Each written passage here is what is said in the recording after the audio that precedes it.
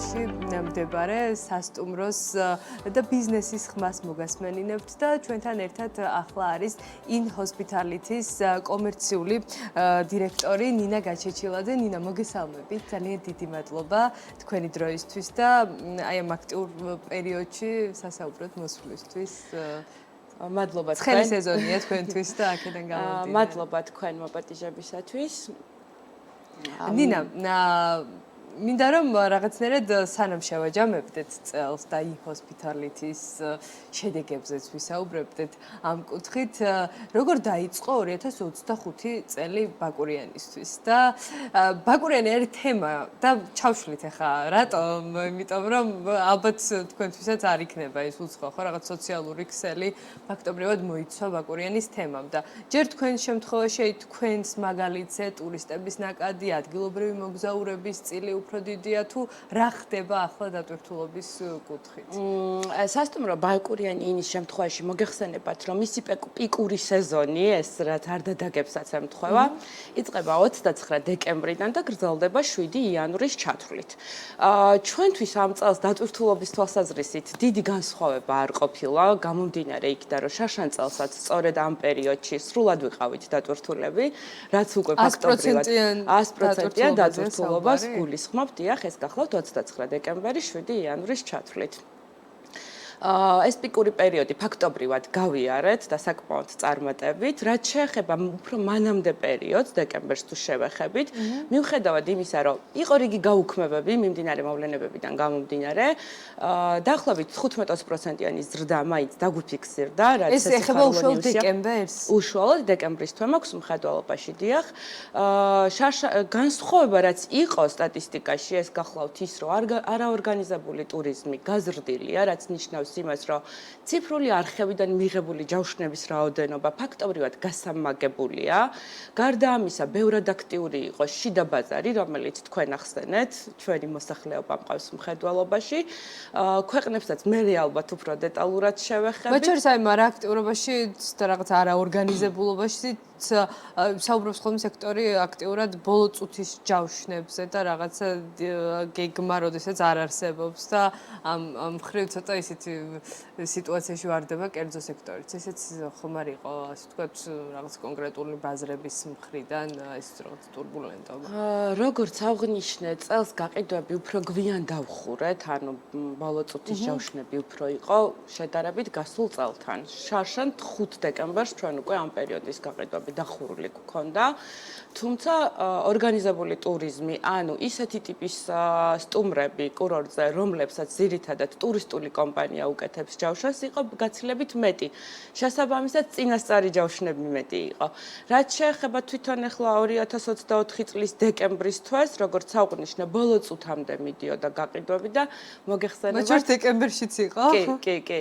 მოგეხსენებათ, რომ აი დეკემბრის ბოლო ვიგულისხმე ხო კი, აი 30 დეკემბერი, 31 დეკემბერი ჯერ კიდევ აქტიური იყო, ესე ვთქვათ, იმიტომ რომ ჩვენი შიდა ბაზრის მომხმარებლის ქცევა ესეთი გახლავთ, ცოტა ნაკლებ ვიცით ხოლმე ალბათ თადარიგის დაჭერა და უფრო ბოლო პერიოდს, როცა მოახლოვდება ეს სეზონი, მერე გვირჩევნია ჯავშნების გაკეთება.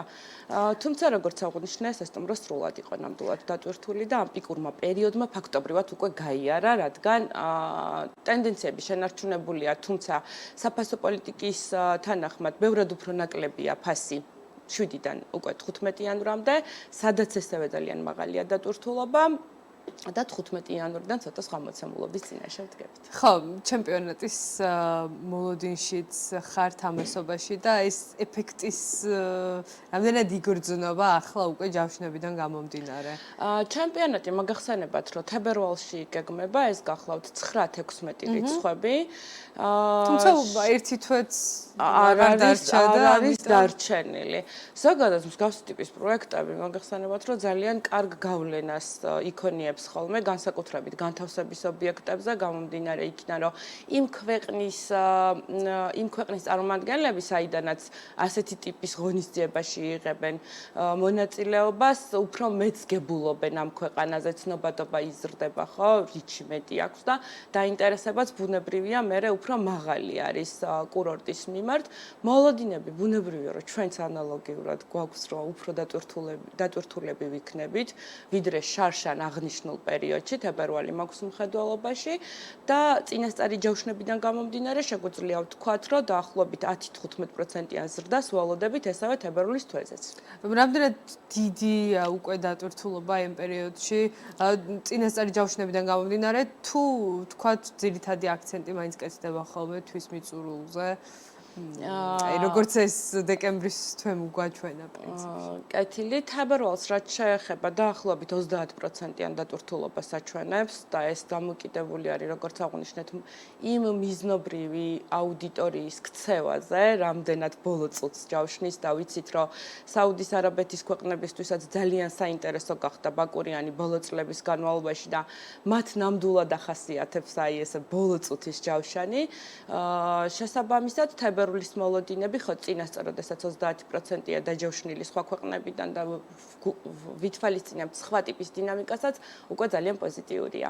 ხო, ნინა, აი ახსენეთ, რომ გაუქმდა მათ შორის აი ეს მიმდინარე მოვლენებსაც ჰქონდა ასახვა თქვენს სასტუმროზე, როგორც პრინციპში ყველაზე მე ძალიან ბევრჯერ მიმომიხილავს მათ შორის საქმიანი დილას ეთერშიც ეს თემა და არ მახსოვს ამ სექტორის წარმომადგენელს ეთქვას, რომ რაღაცა არ ქონდა გავლენა და ეს გავლენა არ იყო ნეგატიური. თქვენ შემთხვევაში რამდენად დიდი მასშტაბი იყო, თუნდაც გაუქმების, გადავადების და რა ბაზრებს შეეხო, ეს იყო მათ შორის ადგილობრივებიც, რომ რაღაცა ადგილობრივებისგანაც თითქოს შეფერხდა, ამაზეც საუბრობდნენ და თუ უფრო საერთაშორისო ბაზრებისგან იყო.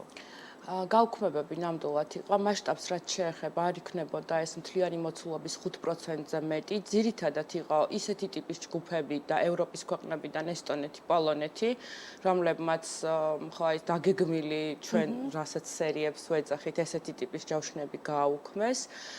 ეს ეხებოდა როგორც დეკემბერს, ასევე იანვარს და ასევე თებერვალს და ზოგადად მსგავსი ტიპის მოვლენები მოგეხსენებათ ნებისმიერ ქვეყანაზე ფიქრობ არ მოქმედებს კარგად და აზარალებს ქვეყნის როგორც უსაფრთხო ტურისტული ლოკაციის იმიჯს და ჩვენ შემთხვევაშიც ბუნებრივია ესე იქნებოდა, თუმცა ადგილობრივ ბაზარს რაც შეეხება, ადგილობრივი ბაზრიდან ამ მიზეზებით გაუქმებული ჯავშნები არ გვაქვს. იყო რა თქმა უნდა მაისი მიმართულების, რაც საქმიანი შეხვედრებისათვის დაორგანიზებული ხო, ღონისძიებები გაუქმდა. ღონისძიებების ნაწილიც კი ბატონო გაუქმდა. თუ გადაიდო და ამ შემთხვევაში იანვარზე გაქვთ უფრო სწორება, აი ბევრი ღონისძიება რაღაც ნაწილი ყოველ შემთხვევაში ვიცით რომ გადადებული არის და არა სრულად გაუქმებული, ხო? ჩვენს ხელთ არსებული ინფორმაციით ჯერჯერობით გაუქმებები გვაქვს სახეზე, გამომდინარე იქიდან რომ როდესაც გადადებას ვაკეთებთ კონკრეტულ თარიღებზე გადადებას, ხო და თუ არ არის ეს ცნობილი თვითონ იმ კომპანიაში შიგნით, რომელიც აპირებს გვესტუმროს, ამ შემთხვევაში ფიზიკურად ვერ ხდება გადავადება, ესე ვთქვათ, რჩება გაუქმებული ჯავშნის სტატუსით და მერე უკვე ხელახლა იჯავშნება. ხო, ანუ რამდენად პრინციპში 5% არ ვიცი ხა რამდენად არის ეს რიცხვებში და შემოსავლებში პროპორციულად რომ გავზომოთ დიდი მაჩვენებელი თქვენ შემთხვევაში, მაგრამ თუ ეხანდელი გადმოსახედიდან თუ დაიწყო უკვე ამ გეპის ამოვსება და აღდგენა თუ წამოვიდა. მიუხედავად ამ გაუქმებებისა, როგორც თქვით, მთლიანმა სტატისტიკამ გასულ წელს აჯობა მონაცემებით, თუმცა ალბათ აქ გასათვალისწინებელი გვექნება ის ფაქტორიც, რომ იქნებოდა აუცილებლად ჯავშნები, რომლებიც იყო პოტენციურად ჩვენი, ანუ შეგვეძლო მიგვეღო, მაგრამ ვერ მივიღებთ, იმიტომ რომ მაშინ, როდესაც მომხმარებელი გადაწყვეტილების წინაშეა და ესეთი ტიპის მოვლენების გაშუქება ხდება ამა თუ იმ არხით, მოგეხსენებათ, რომ შეიძლება ჩვენამდე ჯერ არც მოსული ჯავშნებიც, ესე ვთქვათ, შეფერხდა და არ შემოვიდა. რაც შეეხება თვითონ 5%-ს, მაშინ როდესაც ბაკურიანისათვის მოგეხსენებათ გაზაფხული და ოქტომბერი საკმაოდ დაბალი სეზონია და ფაქტობრივად მხოლოდ ნახევარი წელი ვოპერირებთ ესეთი დატვირთულობით, რა თქმა უნდა, აბსოლუტურად ყველა ჯავშანს ძალიან დიდი მნიშვნელობა აქვს და 5% შეიძლება მთლიან მაჩვენებელში არ არის ბევრი, თუმცა ნამდვილად მნიშვნელოვანია დარწმუნებული ვარ ყველა ობიექტისათვის ამ კურორტზე. ნინა, წელს ვინ სტუმრობს ბაკურიანს, აი in hospitality-ს მაგალითზე, საერთაშორისო ვიზიტორების სიმრავლეზეც მსაუბრობთ, მათ შორის აი აღნიშნეთ საუდის არაბეთის ბაზარი, ზოგადად აზიურ ბაზარზე გაამახვილეთ ყურადღება. მიღმა აზიური ბაზრისა და მათი წილით საინტერესო არის ჯამურ სტატისტიკაში, რომელი ქვეყნებიდან აქტიურდებიან და გააქტიურდნენ წელს უკვე დამსვენებლები? როგორც წესი, ყველაზე დატვირთულ პერიოდში აღნიშნული ქვეყნიდან ვიზიტორები არის ხოლმე ძალიან ცოტა. საუდის არაბეთი მყავს მხედველობაში. ზაფხულში უფრო ზაფხულში და უფრო მერე თებერვლის პერიოდზე. თვითონ ახალი წლის პერიოდს რაც შეეხება, ეს ბაკურიანის ხასიათია ალბათ, რომ ძირითადად მეზობელი ქვეყნიდან ვსტუმრობთ მომხმარებლებს, ეს გახლავთ აზერბაიჯანი, სომხეთი ბუნებრივია. თუმცა ამ წელს ბაკურიანში ჩვენ გვყავდა დიდი ბრიტანეთიდან პატარა ჯგუფი, რაც ძალიან სასიხარულო იყო ჩვენთვის, იმიტომ რომ ამას ჰქონდა ბუნებრივია სარჩული მარკეტინგული კამპანიების სახით, რის გამოც რამაც ვფიქრობ, რომ შედეგი აჩვენა, იყო იტალიაც, აქაც ძალიან ცოტა და იყო გერმანია. და რა თქმა უნდა, შიდა ბაზარი ანუ ქართველები. სწორება არის ევროპულ ბაზარზე, რაღაცა ისე გაუსვით ხაზი, რომ ეს ბაზარი რამდენად მნიშვნელოვანი არის თქვენთვის, რამდენად საინტერესო, რამდენად მოგებიანი მათ შორის ბიზნესის კუთხით ხარჯულუნარიანობის გათვალისწინებით. ბაზრების დელეგირება ძალიან მნიშვნელოვანია. ჩვენი სტრატეგიის თანახმად გამომდინარე იქიდან, რომ ვიცით, რომ მაღალი რისკების შემცველი არის მაშინ, როდესაც მხოლოდ ერთ კონკრეტულ ბაზარზე ოპერირებს ესე თუ ის ობიექტი. შესაბამისად, ჩემი ამ კომპანიაში მოსვლის დღიდან მაქსიმალურად ვცდილობთ, რომ ჩვენთვის საინტერესო ბაზრები, ისეთი როგორც არის აღმოსავლეთ და დასავლეთ ევროპა, მაქსიმალურად დამაინტერესოთ. შესაბამისად, კამპანიებიც იგება არა უშუალოდ მხოლოდ ჩვენი სასტუმროს გარშემო და არამედ თვითონ იმ კურორტისა თუ ლოკაციის, როგორც ტურისტული პოტენციალის მქონე პროდუქტის შესახებ, რაც ნიშნავს იმას, რომ შემდგომში იწვევს მომხმარებლის დაინტერესებას და საკმაოდ კარგი შედეგები გვაქვს ამ თვალსაზრისით ახალციხეზე მაგალითად, ხო? ბაკურიანზეც როგორც აღნიშნე, არის შედეგები, თუმცა რა თქმა უნდა გაუმჯობესებას ვისურვებდით.